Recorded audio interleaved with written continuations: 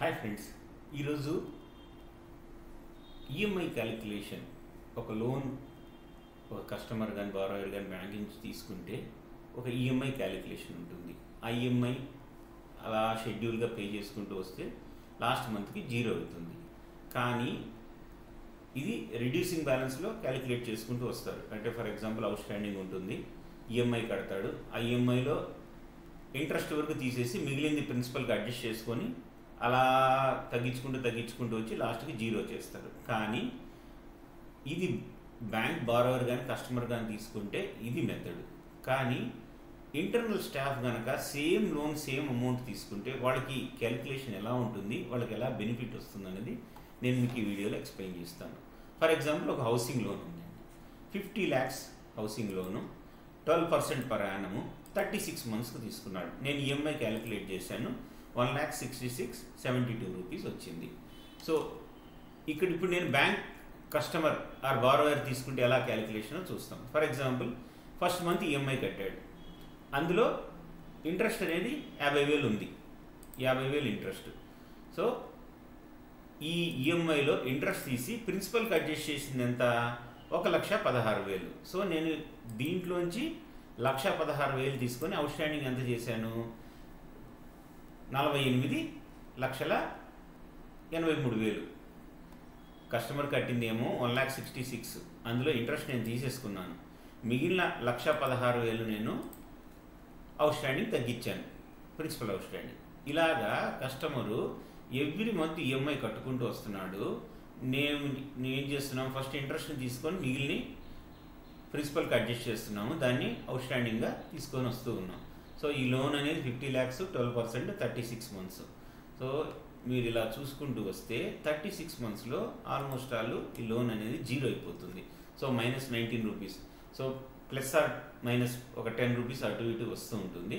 So మీరు చూసుకుంటే so first మన ఈఎంఐ క్యాలిక్యులేషన్లో ఏం చేస్తామంటే కట్టిన ఈఎంఐలోంచి ఇంట్రెస్ట్ని తీసుకొని మిగిలిన అమౌంట్ని బ్యాలెన్స్కి అడ్జస్ట్ చేస్తాం.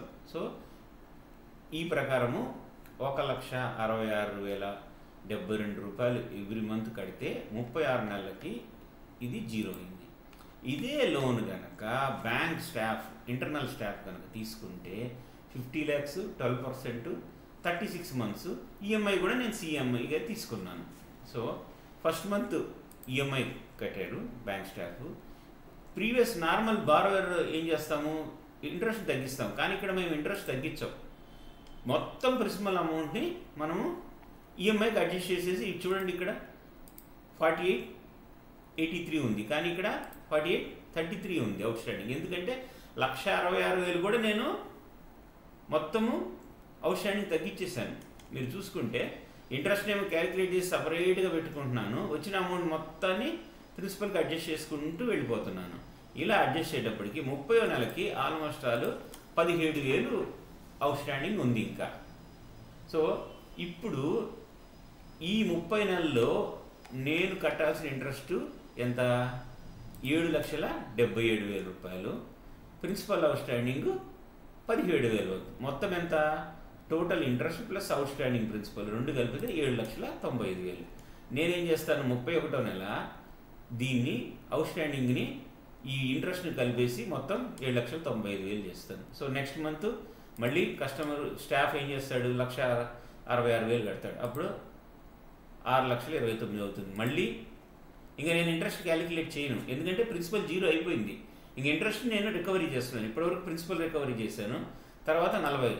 అలాగా మీరు 35th మంత్కి మీరు కట్టాల్సిన అమౌంట్ 1,31,000, కానీ మీరు కట్టింది 35th మంత్ మీరు చూసుకుంటే మీరు కట్టాల్సింది 1,31,000, కానీ మీరు కట్టింది 1,66,000. అంటే మీదే ఎక్స్ట్రా 34,000 ఉండిపోయింది. సో ఆ 34,000 మీకు రీఫండ్ ఇచ్చేస్తారు, లేదా మీ ఈఎంఐ అమౌంట్ని లాస్ట్లో తగ్గించేస్తారు. సో మీరు స్టాఫ్కి ఎంత బెనిఫిట్ వస్తుందండి, 34,000 ఇక్కడ లాస్ట్ ఈఎంఐ కట్టక్కర్లేదు కదా, మొత్తం కలిపితే 2 లక్షల రూపాయలు బెనిఫిట్ వస్తుంది.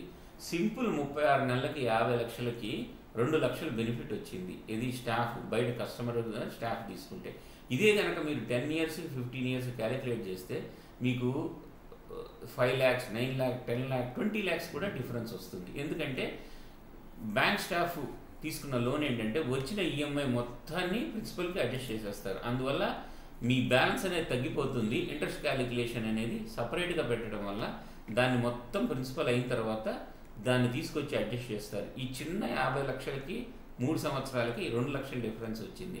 ఇదే కనుక మీరు 10-15 years 1 crore తీసుకుంటే బెనిఫిట్ అనేది బ్యాంక్ స్టాఫ్కి లక్షల్లో ఉంటుంది.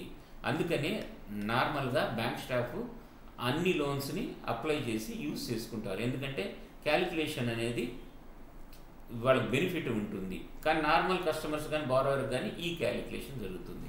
సో మీకు ఈరోజు నార్మల్ పబ్లిక్కి ఈఎంఐ క్యాలిక్యులేషను, రికవరీ మెథడు, అదే ఇంటర్నల్ బ్యాంక్ స్టాఫ్ కనుక తీసుకుంటే ఏం బెనిఫిట్ ఉంటుంది వాళ్ళకి అనేది మీకు ఎక్స్ప్లెయిన్ చేశాను. నా వీడియో నచ్చితే లైక్ చేయండి, మీ ఫ్రెండ్స్కి ఫార్వర్డ్ చేయండి.